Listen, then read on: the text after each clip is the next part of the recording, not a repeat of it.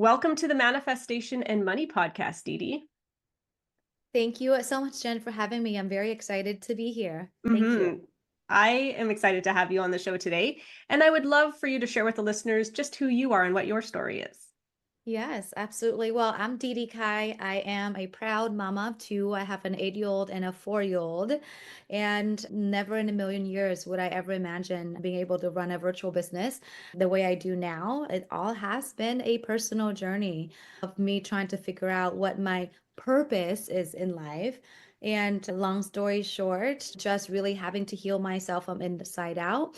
I founded this company called Fit to Profit. And why Fit to Profit is because I had to heal myself on all levels, physically, mentally, emotionally, and spiritually, to realize that we have to be able to take care of ourselves holistically to be successful.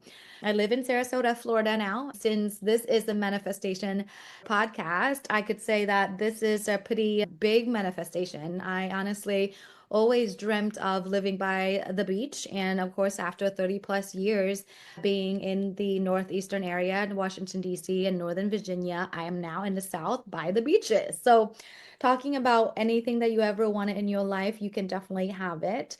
And I now teach women how to build confidence from the inside out, really learning how to value themselves and charge their worth so that way they can create the impact that they want to create in the world, being a certified money coach and also a business development coach. Wow. I resonate with you being drawn to water there. There's a part of my heart that I just always feel called to be by water. That's my happy place. So, congratulations on getting yourself to that point. That's exciting. When you talk about rebuilding from the inside out, what does that look like for someone? So, fortunately or unfortunately, it depends on how you look at it. But the pivotal moment, honestly, of my life, the very first moment, there are two really big ones. First one was when I actually was assaulted at a teenager at 15. That was the first moment where I started questioning why do I even exist? Why is this happening to me? Or what am I really meant, to do with my life? So that's how it all started.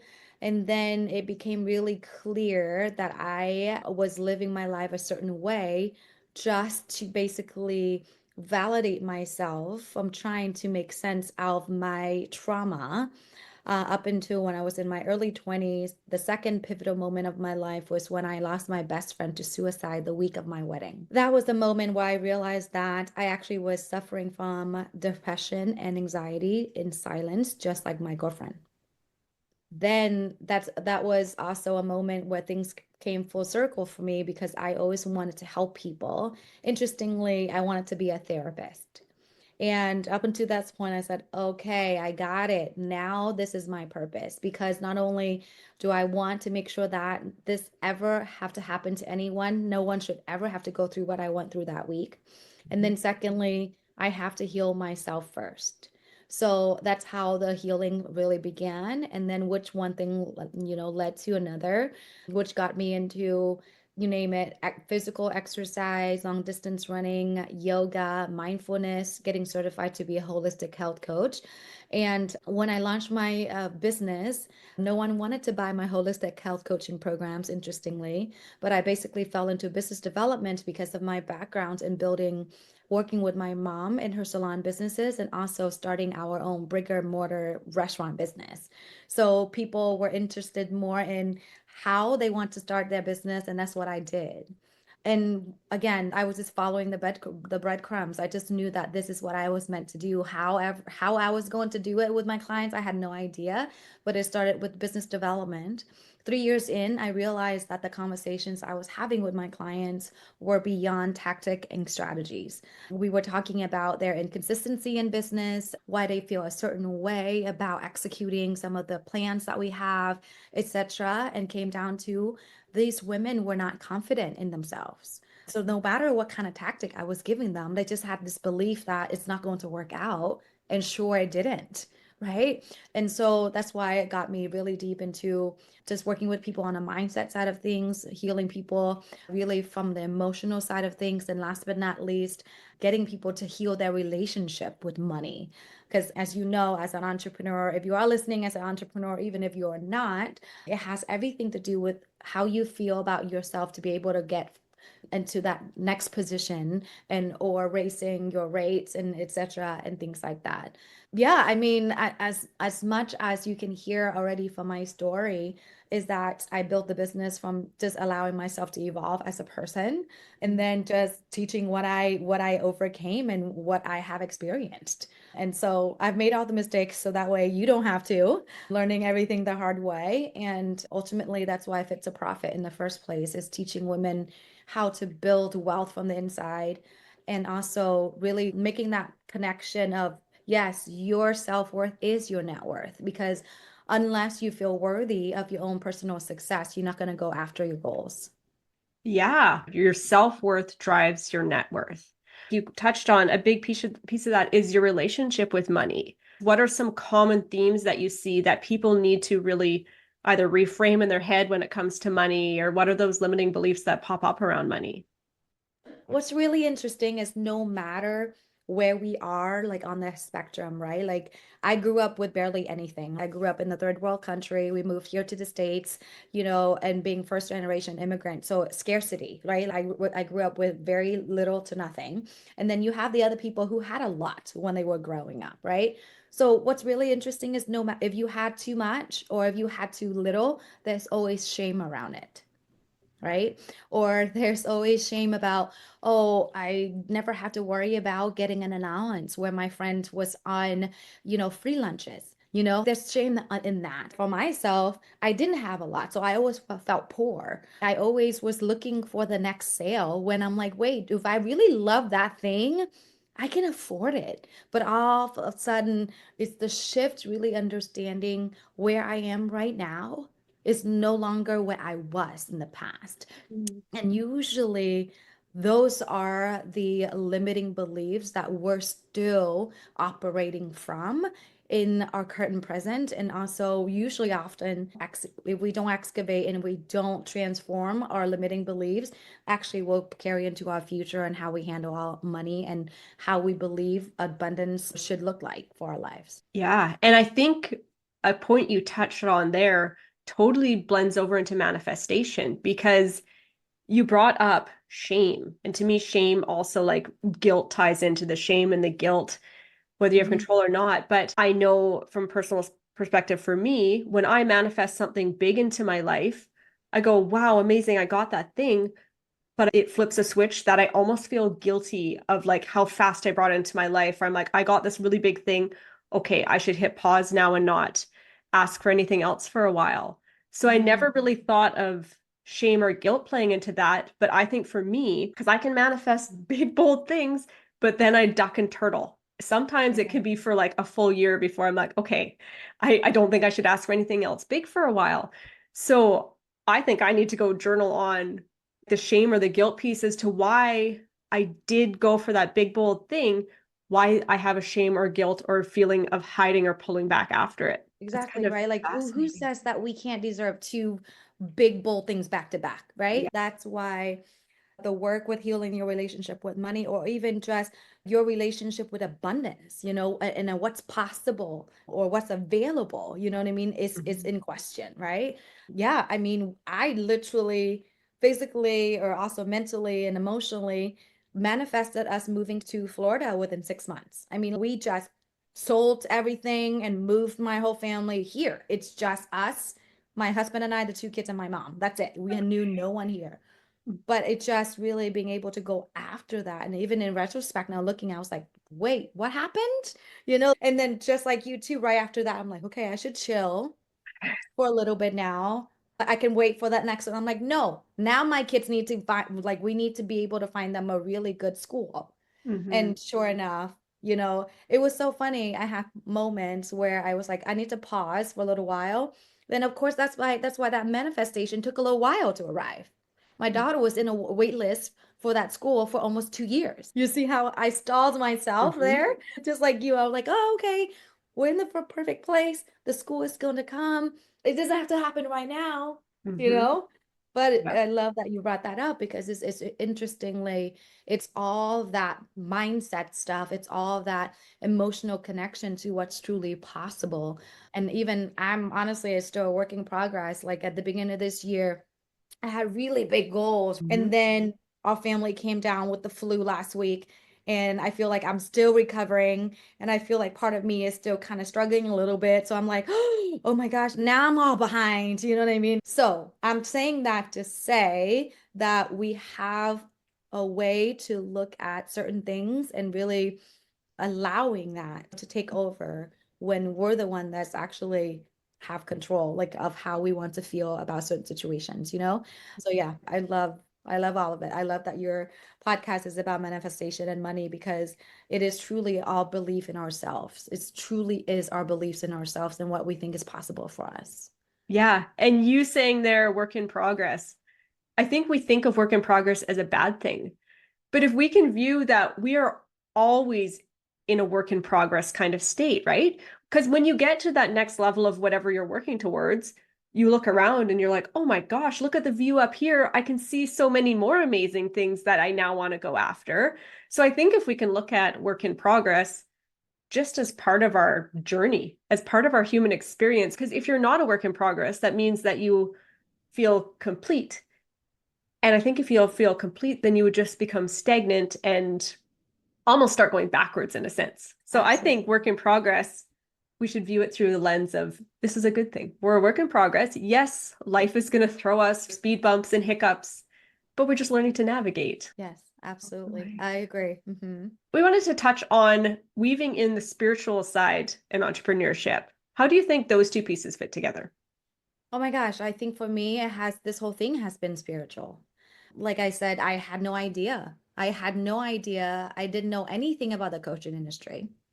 I had no idea that it was ever possible for me to run a virtual business. I can virtually work from anywhere around the world, which is so atypical, but not so, typical since the pandemic. But prior to that, right, it was unheard of. And people who are coaching, unless they are therapists or doctors of some sort or a psychologist, things that you can't get paid for your work. But what's really interesting is I just really landed this whole industry of charging for your knowledge, right? And wisdom, right? It's no longer knowledge anymore because, you can get anything from ChatGPT to, YouTube to Google, right? But it's definitely more your wisdom and how can you actually get results for people through implementation and accountability, right? That's why coaches and consultants do well in this space. But at the same time, I could never imagine being here, doing what I do, what I love so much, and just trying to figuring it out on my own, which is so fascinating to me. And honestly, because I have also been working on myself since 15, trying to figure things out. It's just one thing next to another and really trusting the process, like you said. Mhm. And then how I was able to make that connection is because all of the things that I did up until this point, including the move within 6 months, honestly, it wasn't my plan. It's really, the God, angels, universe, led us here. I always honestly only had the intention, right? I always had intention. I want to be closer to the water. I want my kids going to the best school, but atypical, where no screens is allowed, where back in the days where we learned everything through a blackboard, that's the school that they go to, which is unheard of in today's society, right? But Right. that's the school they go to. So I just held the vision, right? I just held the vision, the intention of this is how I want my life to be.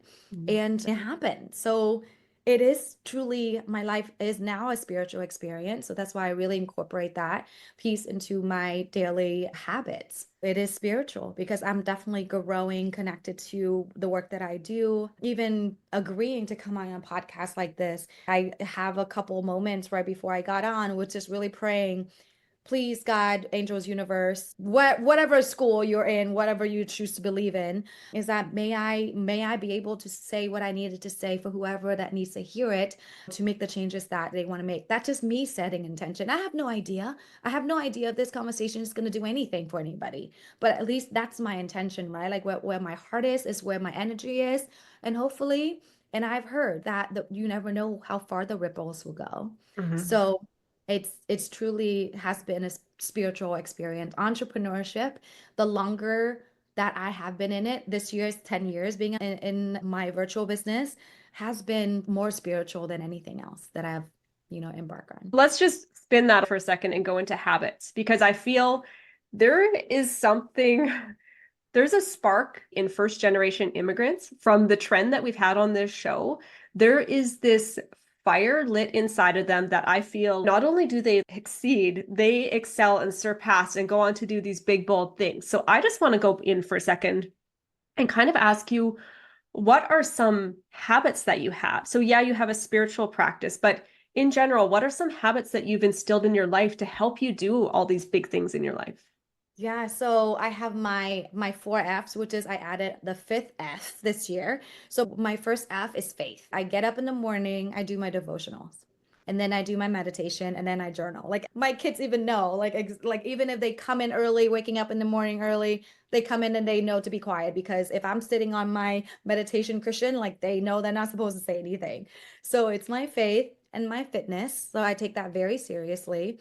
My family, which is relationships, right? Family, and then fulfillment, right? Those are my four F's. And then lastly, I added to 2015, it's all about freedom.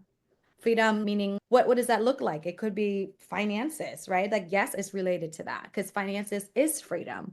And what does that look like? Well, does it mean if I choose not to do something today, do I have the freedom to do that? Right? In my life right now, it's really interesting. Way back when it was like, what else can I put onto the schedule? But this year it's like, what can I take off of my, schedule? And being able to have the freedom, the time freedom to do that. Yeah. It is so crazy. Last week, I was just like, okay, my son's closet is crazy. He's outgrowing his clothes. Simple example. And I was like, how am I ever going to find the time to do that? Long story short, we all kind of got sick, and then our plans were rescheduled. I had the whole weekend to do that, and I did that. So I was like, wow, it is truly my limiting belief with time. What if I do have all the time that I need to do all the most important things that I need to be doing? And I just basically shifted, and it was in the matter of 48 hours, I had now time to switch on my son's closet. It's a crazy example, but it's just what we choose to see, right? What we choose to see available for us. I don't know what to tell you, but it's really sticking with my non-negotiables. Those are my non-negotiables. Those are my five F's. It's like my days don't really deviate from that very much. Sometimes depends. I work out in the morning, which most of the time happens, but if anything happens in the morning, then that happens later on. But those are the things that I make sure that I go through every single day without fail.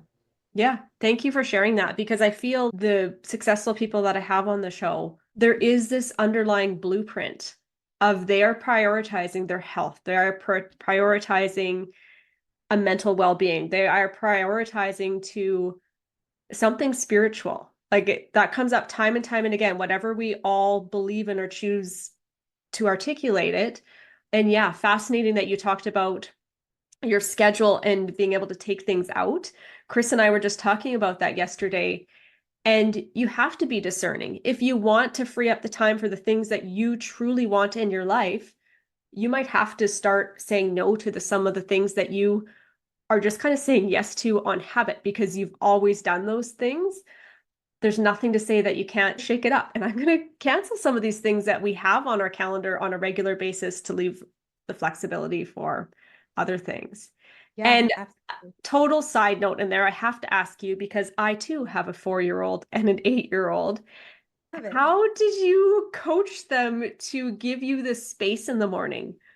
Oh my gosh, I love it. Like, So yeah, so not only that, my husband also travels 80% of the time. So I'm okay. like a single mom for most of the time. They just know, right? My daughter especially, she finally made her own very first vision board. She has it on her room now. So I think the kids, I think it's really communication as much as with my partner, being him traveling so much. With the kids, it's the same. I think I have explained it often enough now to tell them that. So I have the focus and energy to do the things for you and with you. This is what I need to do in the morning.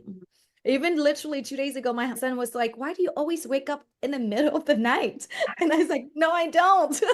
I just get up before the sun comes out." So, Right. so he even knows. So I just tell them, I just literally tell them this is what I do. And or sometimes if they're already up early, I still have my journaling session that I'm not done with. I have dry erase markers and a dry erase board for them to draw. When they come in, I can still journal, and then they can just, my 4-year-old loves to draw on the dry erase boards. I wish that you can see the board right now, but that's it, just really communicating and allowing them to know that this is what the time that you need for yourself and why you need it, and then give them the time to do something with themselves. I think that's what I got down to, was letting them know that this is my time and they need to honor that. And I think, yeah, in the family, everyone knows now. I'm like clockwork. The minute they get up, they know where mom is. She's in her Right. office. Yeah. That's good. That's good. Consistency and routine. I'm going to take some of that. I'm probably going to let my kids listen to this part of the podcast just to be like, hey, this lady has kids the same age as you guys. Let's work together on this and help them brainstorm with me how we can set them up in the morning to be doing their thing to give me a chance to do mine. Because I always wait till after they're off to school. But by then, the day's already rolling. Like it's 9 a.m. and I feel like I'm already having to check off tasks and I haven't had a chance to settle into my own mind, my own brain, and all of Yes. that. Yeah, Yeah. I have discovered with kids that it's so much better to do it before. So I do Mhm. it like I do all of my morning routine right before they get up. Yeah, smart. I'm going to take that. And I saw you post this question and I want to hear your thoughts on it. You posed this to your audience. What one weekly commitment could make this your most impactful year? I want to hear your answer. Yes. So it's for me. So I shared that I added the freedom piece to like the F, right? Like for Okay. freedom into Yeah. 2025. So for me, it equals me really learning about my finances. So 2 hours a week, I designated, of course, daily routine is one thing, but also weekly learning objective. So I'm studying a different Bible study. And then also another hour of that is I'm learning about a new investment strategy. So depends on the season that you are in, you get to focus on your next goal. But Mhm. that's what it is for me, is adding that fifth F in terms of freedom. And when it comes to freedom, what does it look like with our finances when it comes to investments? Thank you for sharing that. And Mhm. before we cut off here, I would love for you to share with the listeners where they can reach out and catch more of DeDee. Yeah, so I am on Instagram, LinkedIn, and also Facebook. You can find us on our website as well too. It's fit2profit.com, all spelled out. But honestly, if anything resonates with you and if you're in that moment where you don't know what's the next step to take, I'm just a message away. So ping me and we'll just have a conversation of how you can get support to move on and follow through with your next big dreams. All right, sounds great. Thank you so much for joining me on the show today, DeDee. You're welcome. Thank you. Thank you so much for having me. And also, I know it takes time and energy to put on a show like this. So I really appreciate you taking the time to do that and your dedication in it. As you know, this is how we can collectively change the world. So thank you. I love that. Thank you so much.